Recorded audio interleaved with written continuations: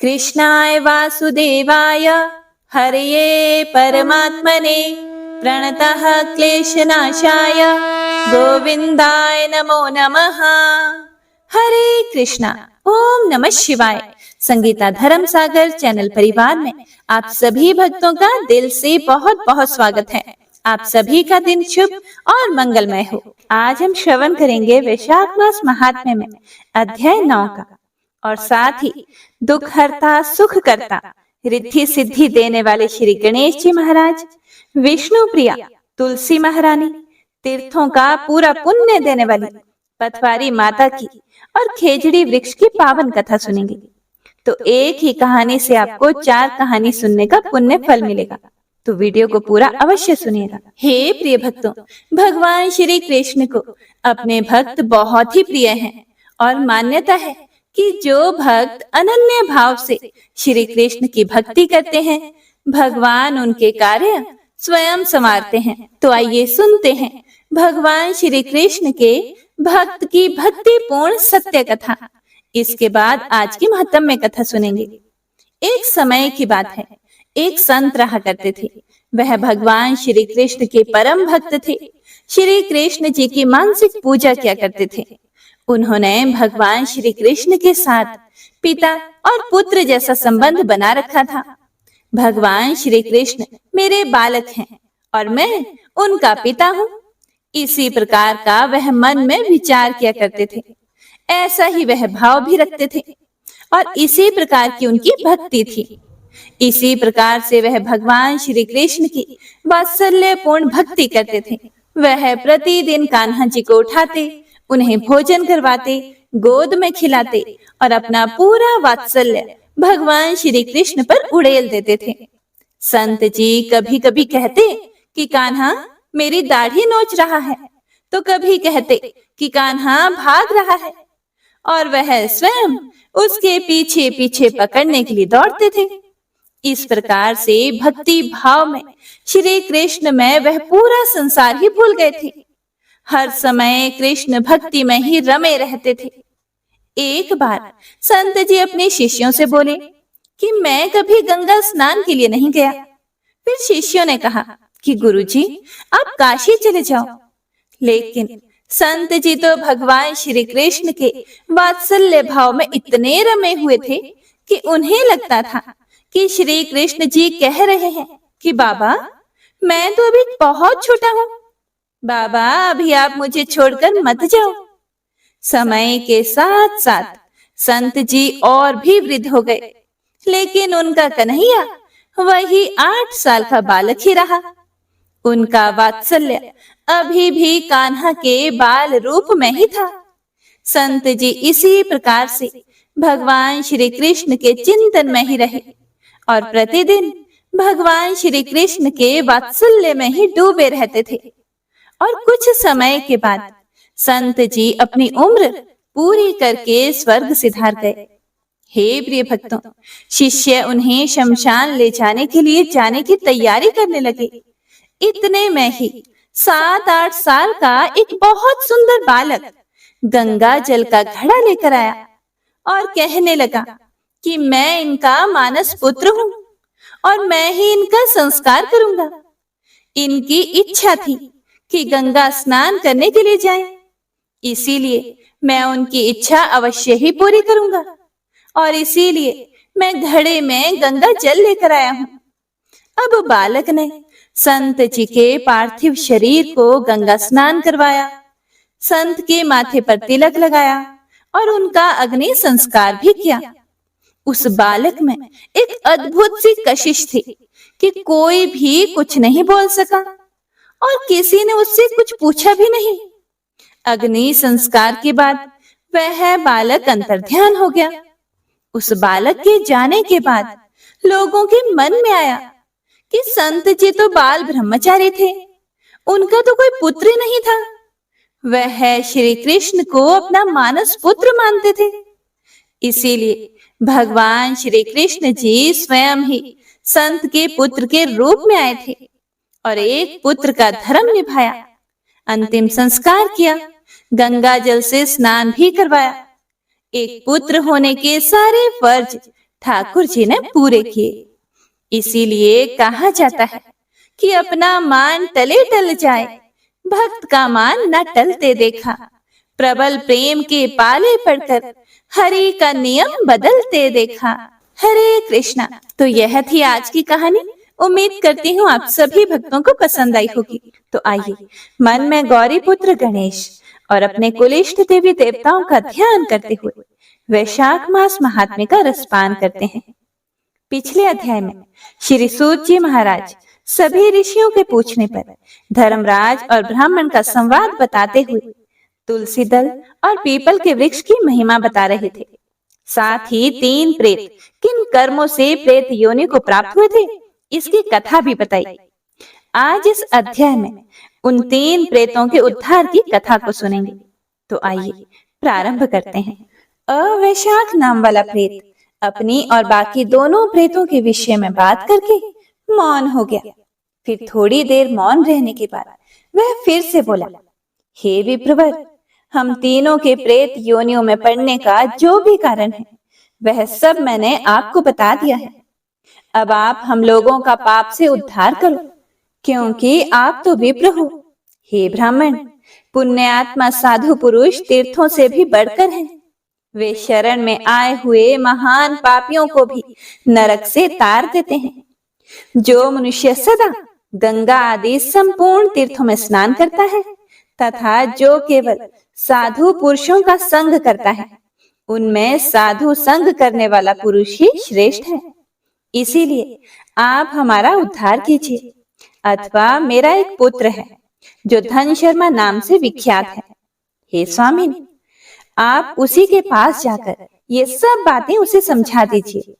हमारे लिए इतना परिश्रम कीजिए। जो दूसरों का कार्य उपस्थित होने पर उसके लिए उद्योग करता है, उसे उसका पूरा फल मिलता है। वह यज्ञ, दान और शुभ कर्मों से भी अधिक फल का भागी होता है।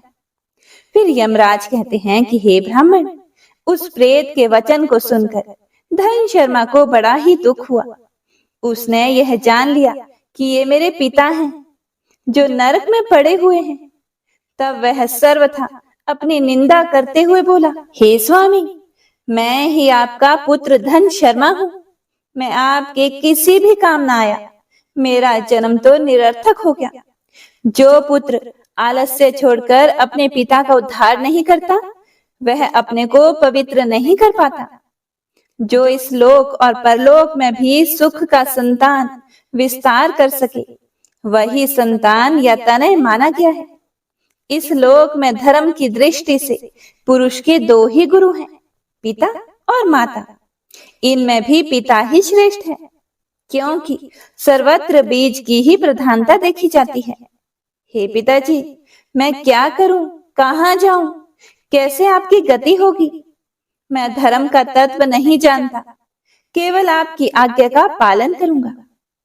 प्रेत बोला कि हे बेटा, घर जाओ और यमुना में विधि पूर्वक स्नान करो। आज से 5वें दिन वैशाख की पूर्णिमा आने वाली है, जो सब प्रकार की उत्तम गति प्रदान करने वाली तथा देवता और पितरों के पूजन के लिए उपयुक्त है। उस दिन पितरों के निमित्त भक्ति पूर्वक तिल मिश्रित जल, जल का घड़ा, अन्न और फल दान करना चाहिए। उस दिन जो श्राद्ध किया जाता है वह पितरों को 1000 वर्षों तक आनंद प्रदान करने वाला होता है। जो वैशाख की पूर्णिमा को विधि पूर्वक स्नान करके 10 ब्राह्मणों को खीर भोजन कराता है, वह सब पापों से मुक्त हो जाता है। जो धर्मराज की प्रसन्नता के लिए जल से भरे हुए 7 घड़े दान करता है, वह अपनी 7 पीढ़ियों को तार देता है। हे बेटा, त्रयोदशी, चतुर्दशी तथा पूर्णिमा को भक्ति परायण होकर स्नान, जप, दान, होम और श्री माधव का पूजन करो और उससे जो फल हो वह हम लोगों को समर्पित कर दो। ये दोनों प्रेत भी मेरे परिचित हो गए हैं, इसीलिए इनको इसी अवस्था में छोड़कर मैं स्वर्ग नहीं जा सकता। इन दोनों के पाप का भी अंत आ गया है। यमराज कहते हैं, हे ब्राह्मण, बहुत अच्छा, ऐसा कहकर वह श्रेष्ठ ब्राह्मण अपने घर को चला गया और वहां जाकर उसने सब कुछ उसी तरह से किया। वह प्रसन्नता पूर्वक परम भक्ति के साथ वैशाख स्नान और दान करने लगा। वैशाख की पूर्णिमा आने पर उसने आनंद पूर्वक भक्ति से स्नान किया और बहुत से दान करके उन सब को पृथक पृथक पुण्य प्रदान किया। उस पवित्र दान के संयोग से वे सभी आनंद मगन होकर विमान पर बैठकर तत्क्षण ही स्वर्ग को चले गए। ब्राह्मणों में श्रेष्ठ धन शर्मा भी श्रुति, स्मृति और पुराणों का ज्ञाता था। वह चिरकाल तक उत्तम भोग भोग कर अंत में ब्रह्मलोक को प्राप्त हुआ। इसीलिए यह वैशाख की पूर्णिमा परम पुण्यमयी और समस्त विश्व को पवित्र करने वाली है। इसका महात्म्य बहुत ही बड़ा है, अतएव मैंने संक्षेप से तुम्हें इसका महत्व बता दिया है। जो वैशाख मास में प्रातः काल स्नान करके नियमों के पालन से विशुद्ध चित्त होकर भगवान मधुसूदन की पूजा करते हैं, वे ही पुरुष धन्य हैं, वे ही पुण्य आत्मा हैं तथा वे ही संसार में पुरुषार्थ के भागी हैं। जो मनुष्य वैशाख मास में सवेरे स्नान करके संपूर्ण यम नियमों से युक्त होकर भगवान लक्ष्मीपति की आराधना करता है, वह निश्चय ही अपने पापों का नाश कर डालता है।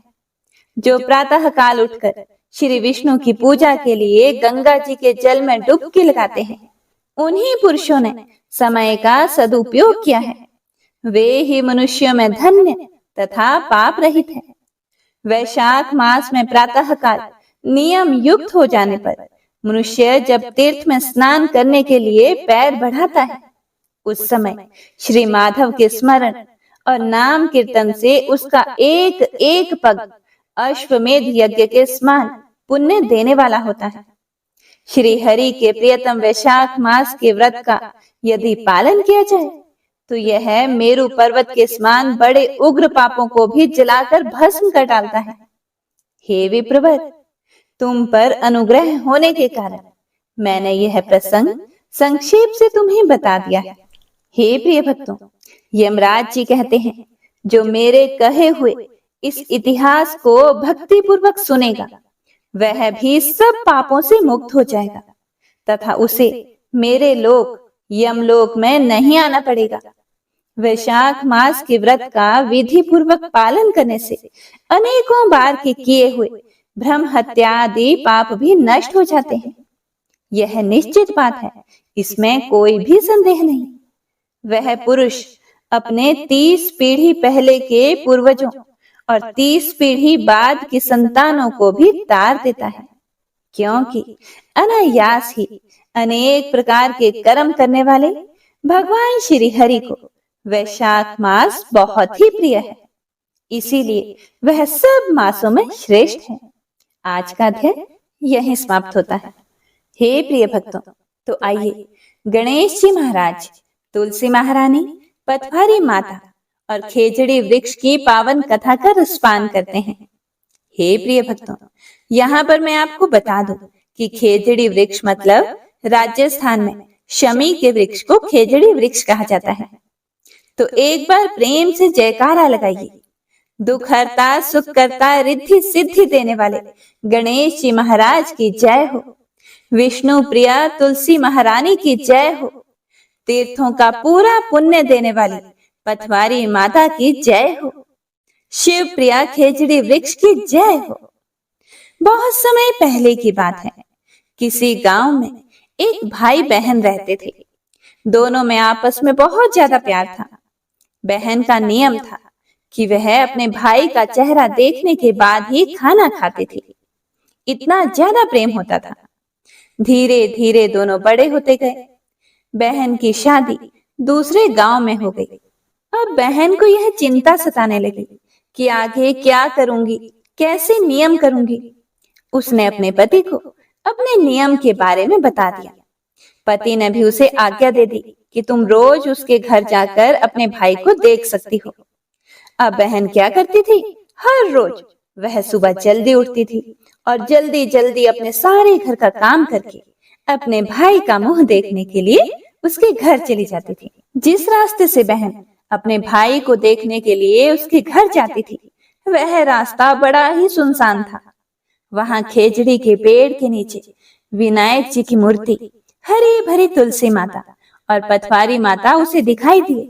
जब बहन ने खेजड़ी वृक्ष के नीचे विनायक महाराज जी, तुलसी माता और पथवारी माता को देखा तो वह बहुत खुश हुई।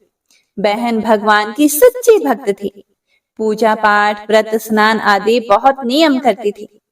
उसने वहां पर रुककर गणेश जी महाराज की पूजा की, तुलसी महारानी, खेजड़ी वृक्ष और पथवारी माता को सींचा और बहुत खुश होकर पूजा करके फिर वह भगवान को प्रार्थना करते हुए बोलने लगी, हे भगवान, मुझे अमर सुहाग देना, अमर पीहर देना, मेरे ससुराल व पीहर में सुख समृद्धि बनाए रखना, मेरे भैया को लंबी उम्र देना।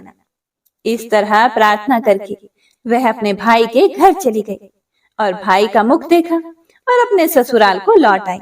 अब प्रतिदिन का उसका यही नियम था।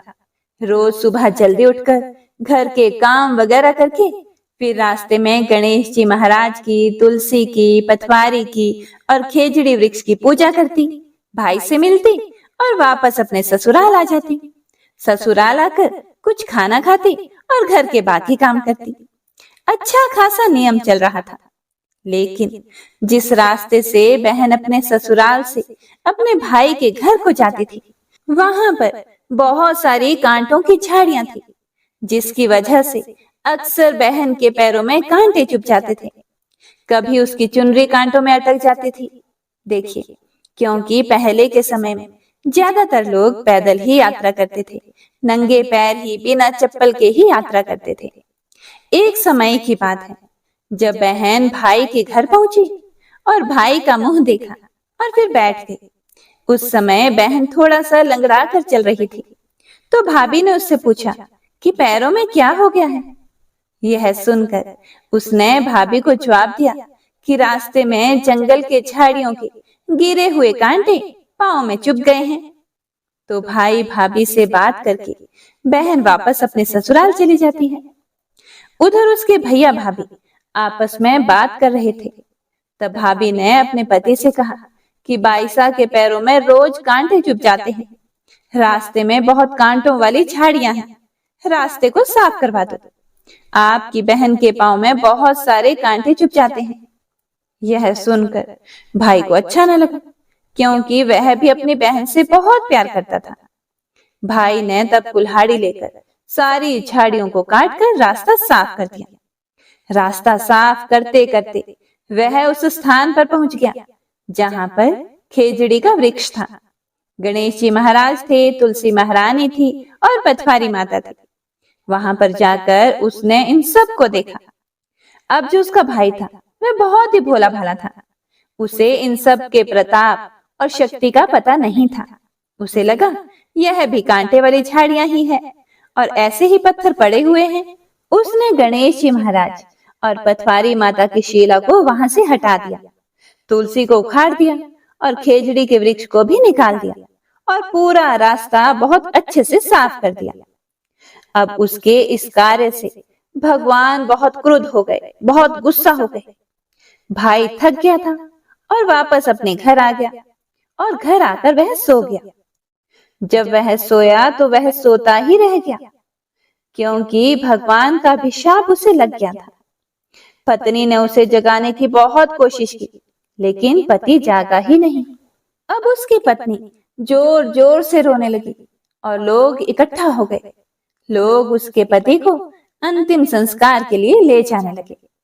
जब भाई को ले जा रहे थे, तब उसकी भाभी रोते हुए लोगों से बोली कि अभी थोड़ी देर रुक जाओ, अभी इनकी बहन इनका मुख देखने आएगी। उसका यह प्रतिदिन का नियम है। भाई का मुंह देखे बिना वह कुछ भी नहीं खाती है। फिर कुछ लोग बोले कि आज तो वह अपने भाई का मुख देख लेगी, लेकिन उसके बाद क्या करेगी, वह तो चला ही गया है। फिर उसमें से एक बुजुर्ग व्यक्ति बोला कि कोई बात नहीं, थोड़ी देर रुक जाते हैं, बहन आने ही वाली होगी।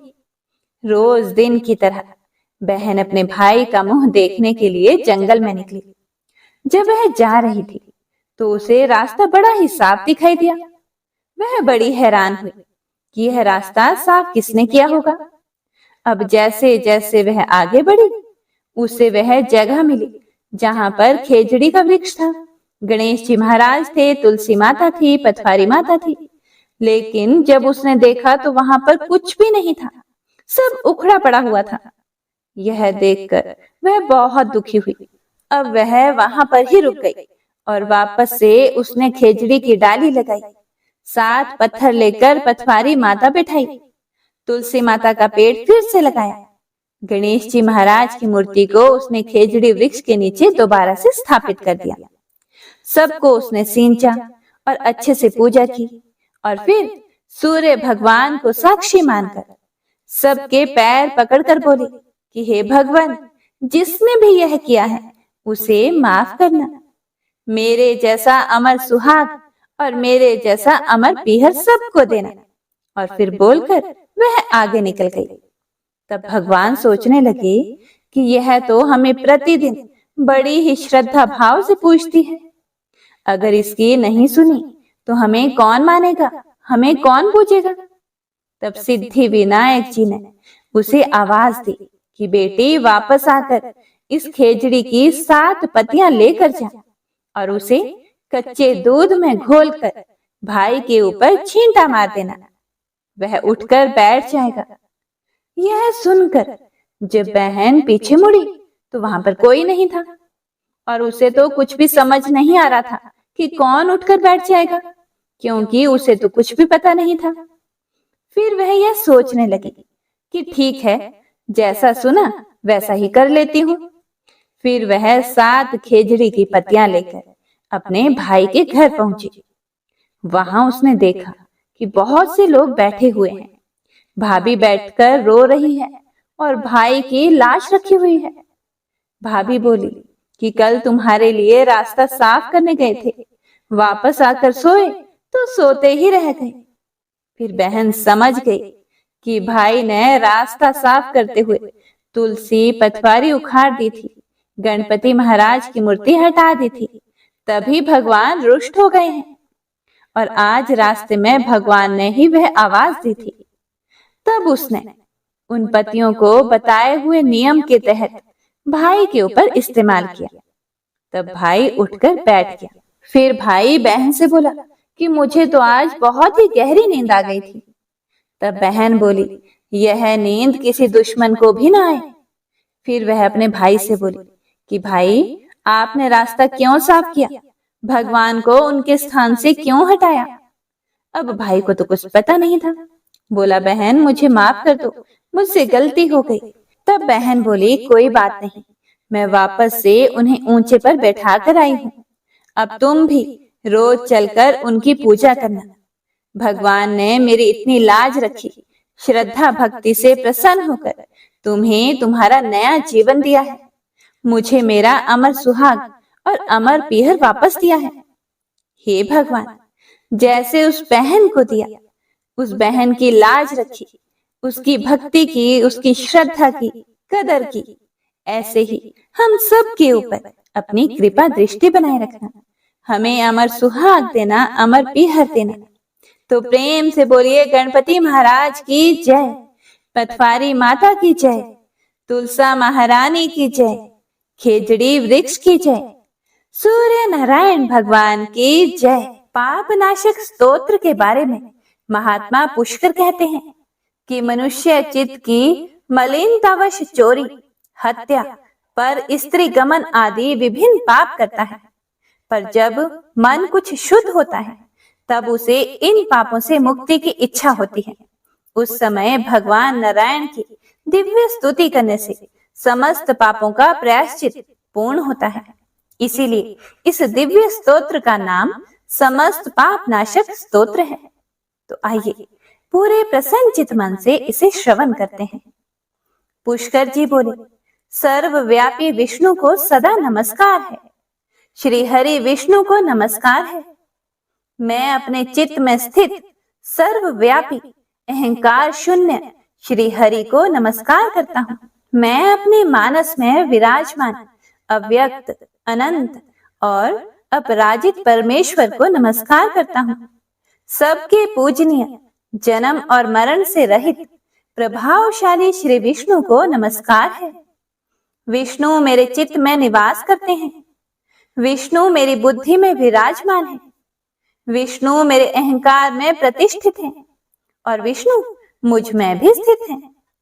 वे श्री विष्णु ही चराचर प्राणियों के कर्मों के रूप में स्थित हैं। उनके चिंतन से मेरे पाप का विनाश हो। जो ध्यान करने पर पापों का हरण करते हैं और भावना करने से स्वप्न में दर्शन देते हैं।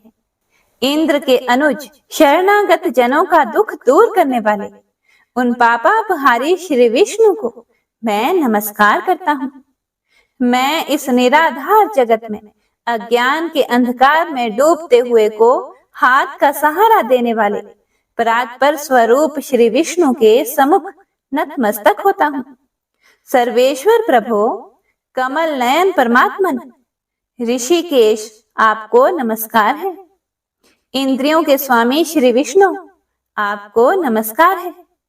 नृसिंह, अनंत स्वरूप गोविंद, समस्त भूत प्राणियों की सृष्टि करने वाले केशव, मेरे द्वारा जो दुर्वचन कहा गया हो अथवा पाप पूर्ण चिंतन किया गया हो, मेरे उन सभी पापों का प्रशमन कीजिए। आपको नमस्कार है। हे केशव, अपने मन के वश में होकर मैंने जो ना करने योग्य अत्यंत उग्र पाप पूर्ण चिंतन किया है, उसे शांत कीजिए। परमार्थ परायण, ब्राह्मण प्रिय गोविंद, अपनी मर्यादा से कभी च्युत न होने वाले जगन्नाथ, जगत का भरण पोषण करने वाले देवेश्वर, मेरे पाप का विनाश कीजिए। मैंने मध्याह्न, अपराह्न, सायंकाल एवं रात्रि के समय जानते हुए अथवा अनजाने शरीर, मन एवं वाणी के द्वारा जो पाप किया हो, आपके इन तीनों नामों पुंडरीकाक्ष, ऋषिकेश और माधव, इन तीनों नामों के उच्चारण से मेरे वे सभी पाप क्षीण हो जाएं। हे कमल नयन, हे लक्ष्मीपते, इंद्रियों के स्वामी माधव, आज आप मेरे शरीर एवं वाणी द्वारा किए हुए पापों का हनन कीजिए। आज मैंने सोते, खाते, खड़े, चलते अथवा जागते हुए मन, वाणी और शरीर से जो भी नीच योनि एवं नरक की प्राप्ति कराने वाले छोटे अथवा बड़े पाप किए हों, भगवान वासुदेव के नाम के उच्चारण से वे सभी पाप नष्ट हो जाएं। जो पर ब्रह्म, परम धाम और परम पवित्र हैं, उन श्री विष्णु के संकीर्तन से मेरे पाप लुप्त हो जाएं, जिसको प्राप्त होकर ज्ञानी जन फिर लौटकर नहीं आते। जो गंध, स्पर्श आदि तन्मात्राओं से रहित हैं, श्री विष्णु का वह परम पद मेरे संपूर्ण पापों का शमन करे। महात्म्य, जो मनुष्य पापों का विनाश करने वाले इस स्तोत्र का पठन अथवा श्रवण करता है, वह शरीर, मन और वाणी जनित समस्त पापों से छूट जाता है एवं समस्त पाप ग्रहों से मुक्त होकर श्री विष्णु के परम पद को प्राप्त होता है। इसीलिए किसी भी पाप के हो जाने पर इस स्तोत्र का जप करें। यह स्तोत्र पाप समूहों के प्रायश्चित के समान है। कृच्छ्र आदि व्रत करने वाले के लिए भी यह श्रेष्ठ है। स्तोत्र, जप और व्रत रूप प्रायश्चित से संपूर्ण पाप नष्ट हो जाते हैं। इसीलिए भोग और मोक्ष की सिद्धि के लिए इनका अनुष्ठान करना चाहिए। श्री विष्णु सुनिए विनय, सेवक के चित लाए, कीरत कुछ वर्णन करो, दीजिए ज्ञान बताए। नमो विष्णु भगवान खरारे, कष्ट नशावन अखिल बिहारी, प्रबल जगत में शक्ति तुम्हारी, त्रिभुवन फैल रही उजियारी। सुंदर रूप मनोहर सूरत, सरल स्वभाव मोहनी मूरत, तन पर पीतांबर अति सोहत, बैजंती माला मन मोहत। शंख चक्र कर गदा बिराजे, देखत दैत्य असुर दल भाजे, सत्य धर्म मद लोभ न गाजे, काम क्रोध मद लोभ न छाजे।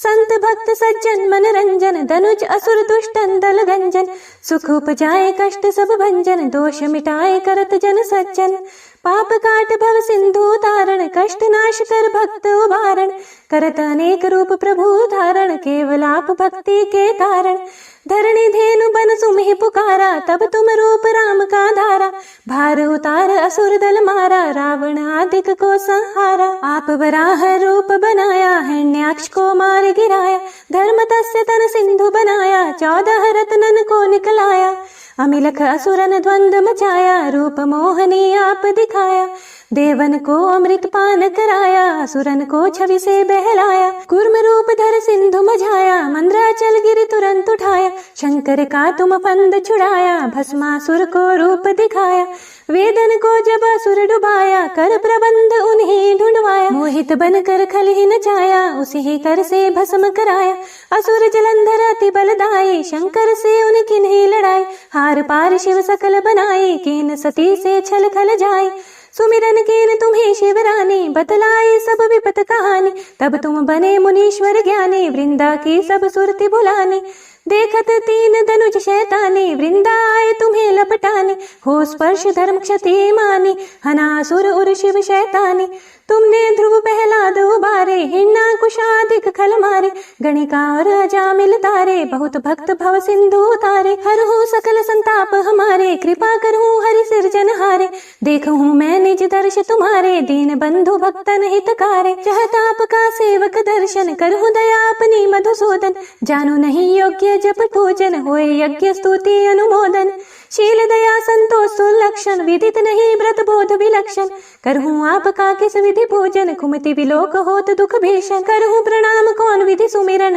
कौन भांति मैं करहूँ समरण, सुर मुनि करत सदा सेवकाई, हर्षित रहत परम गति पाई, दीन दुखीन पर सदा सहाय, निज जन जान लेव अपनाई, पाप दोष संताप नशाओ, भव बंधन से मुक्त कराओ, सुख संपत्ति दे सुख उपजाओ, निज चरणन का दास बनाओ, निगम सदा ये विनय सुनावे, पढ़े सुने सो जन सुख पावे। इति श्री विष्णु चालीसा संपूर्ण। प्रेम से बोलिए विष्णु भगवान की जय, माता लक्ष्मी की जय।